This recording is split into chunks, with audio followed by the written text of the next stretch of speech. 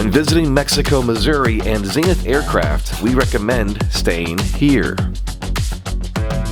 And of course, you'll want to visit this widely known attraction here. For fuel, of course. Zenith is located in a small farm town, quite literally in the middle of the country, and is an exciting place to visit for those of us picking up airplane parts.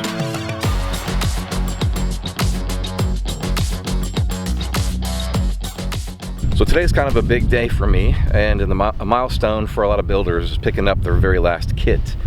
You can buy it, of course, the entire thing all at once, or in stages, like I did. And the last stage for me is the firewall forward kit. So today, I pick up my firewall forward kit.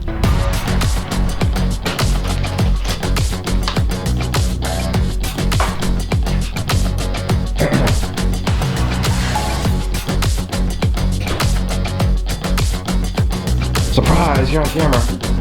Hi, how are you doing? Guess we didn't help her today, huh?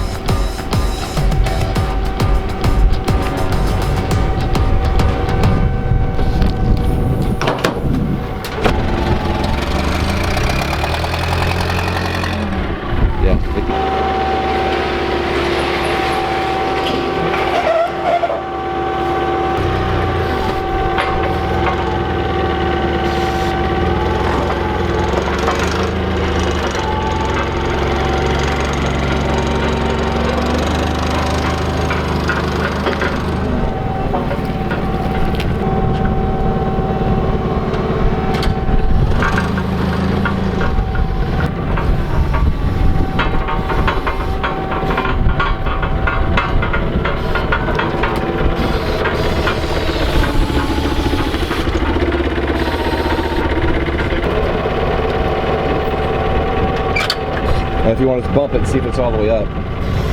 I'll bump it in the front. Okay.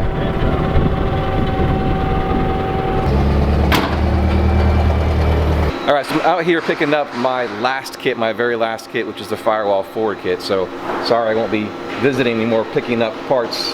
I hope you keep visiting. It's always fun. You're nearly like family because you keep coming out here. And of course, I remember you and your wife came out here about 9 to 10 years ago. Before you had kids. Yeah. And now, how many are there? Three. Three. And my wife has constructed 3 human beings in the time that I haven't built one airplane yet. I know, it's kind of sad when you think about it. So anyway, I'm out here picking up the firewall forward kit. Just figured I'd do a little walk and talk with Sebastien to see what's happening. And I walked past this beautiful creation of metalwork, and they're redoing the 701. So just want to get a quick update where you are on the parts. Sure. Remanufacturing, redesign of the 701. Right. Yeah. The basic 701 design, from 1986, works so well. We don't really want to touch that part of it. Okay. But when Chris, my dad, developed the 701, that was before we were even using CNC equipment. So it was designed, my dad's basic premise at the time was you could build this airplane from scratch with a 4-foot bending brake and a 4-foot shear. And now when you look at how we build the kits today, it's dramatically different. We use all the CNC manufacturing and so forth. So bringing that kind of up to date, you've got the tail section completely available now? And where we stand right now, basically the tail section, the fuselage is basically done. Okay. We're just at the very final stages of verification because when you get to that level of completion, you got thousands of holes pre-drilled that all match up together. There's a lot of verification. A lot of the times there's 3 or 4 pieces coming together on those holes. So we just verify and re-verify and re-verify. So if you're a new builder and you're starting a 701 kit, if you kind of progress through the kits sequentially, if you did the tail, fuselage, and wings, yep. by the time they're ready for the wings, you'll probably have that absolutely, sorted. absolutely. Well, especially right now, you know, your lead time, I think we're looking at end of November deliveries, so it's still a few months out. So absolutely. Okay. And now I know the original 701 back in the day flew with a two-stroke, correct? Yeah. Well, 65 or something? 50. We had the Rotax 503, 52 horsepower, I believe that was. Okay. And that was the air-cooled two-cycle Rotax. Okay. And then the 503 or the 532 or 582. That became the liquid-cooled Rotax. That was a lot more reliable for a two-stroke engine. And now the standard now is the 80, the UL. 80 horse, the UL engine, the Rotax 912. But I mean, you can, now more of the standard is the 80 horsepower or the 100 horsepower for the 701, correct? Yeah. And obviously we've seen through other people flying that you can go all the way up to a UL power 130 horsepower. Yeah, which is a little bit more than we recommend. And you know, one of the things, and we're not speaking about it yet, but one of the things with our new 701, we are going to be announcing a few enhancements when it's officially the next revision of it, because again, we've had to redesign the whole airplane. We haven't changed the overall airplane, but we've also redone all the structural analysis and so forth on the design. So you're going to be announcing vertical takeoff. So exactly, we got that vertical, but yeah, true. But we'll get pretty darn close to it, and because again, the 701 just does that extremely well. And if you remember back in the 80s, well, you probably don't remember because you were probably just a kid back then. I was a little short back then.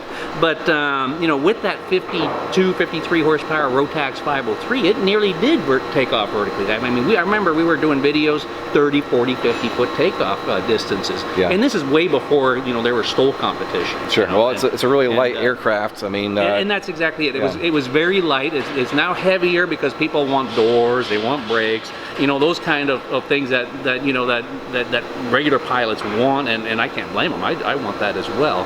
So we definitely want to provide that. At the same time, we've got more powerful and I think better engines today than we had back in the day. So because you have to remember, those were the ultralight days, and the 701 was kind of a fat ultralight. Yeah. It was a big ultralight, but the nice thing is it did have a windshield. It was all metal back then. You know, they were tube and fabric, you know, flying lawn chair type ultralight. So 701 for the ultralight type pilot was a fast airplane, even though the original 701, it cruised at about 60, 65 miles an hour. So it was relatively slow with that 50 horsepower Rotax. Well, it's good to see some progress on one of your pet projects happen here. Yeah, we're excited about it. It's something that we continuously work on. You know, at Zenith, we often, you know, people always ask us, you know, what's new and so forth, and we're not always coming up with new designs because I think we really have a nice stable of designs out there right now. The STOL airplanes, the low-wing CH650 series, and then the cruiser and Super Duty and so forth. So what we're always spending our time is making our kits better and easier to build. Absolutely. And I think long-term that really benefits the customers the most. It may not be flashy new design, but at the same time it's continuous product improvement that way. Well, there's definitely a lot getting into the air. You see that in the registry and all kinds of stuff, and just showing up at these shows. Right, absolutely. There's a lot of them that are flying in. Yeah, absolutely. And that's what it's all about, isn't it? It is, absolutely. Well, thanks for the update on that. Oh, sure, my pleasure. All right, so going over to the production side of things here at Zenith, you guys have probably seen through their social media shares, they've got now 2 machines running pretty much full-time doing the CNC work. But Sebastien just let me know they've adapted something to their existing machines, and that is, you see the 2 heads here, they come from the factory with just 1, and now they've added additions. So these 2 basically dance together to create parts at the same time. So let's take a look at that. So, you know, with the dual spindle CNC high-speed routers, it's kind of like having, you know, 2 machines with 1 machine. As you can see, you know, it's basically it's drilling, it's synchronized. It's kind of like synchronized swimming. It's the two spindles are doing the same thing on individual parts. So, you know, in the kit there's a lot of smaller parts, so this becomes a very efficient way of doing it. Same piece of sheet metal, making more parts from the same piece of sheet metal quicker.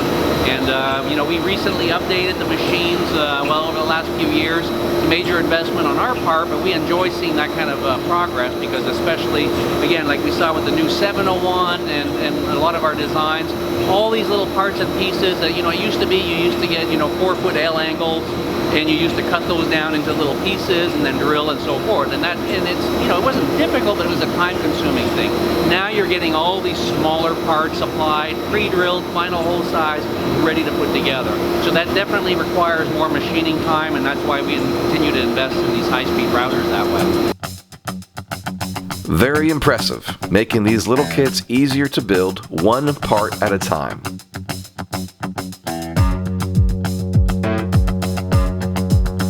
Zenith offers rudder workshops nearly every month of the year, as well as a factory tour.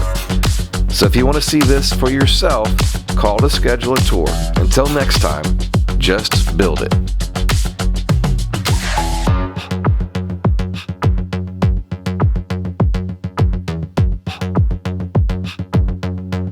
We are partnering with great companies like Dynon Avionics at Dynon.com, Airtech Coatings at AirTechCoatings.com, Clemens Insurance at ClemensInsurance.net, The Aviators Clinic at AviatorsClinic.com, Foxtrot 95, Calhoun County Airport at FlyFoxtrot95.com, Edge Performance at EdgePerformance.no.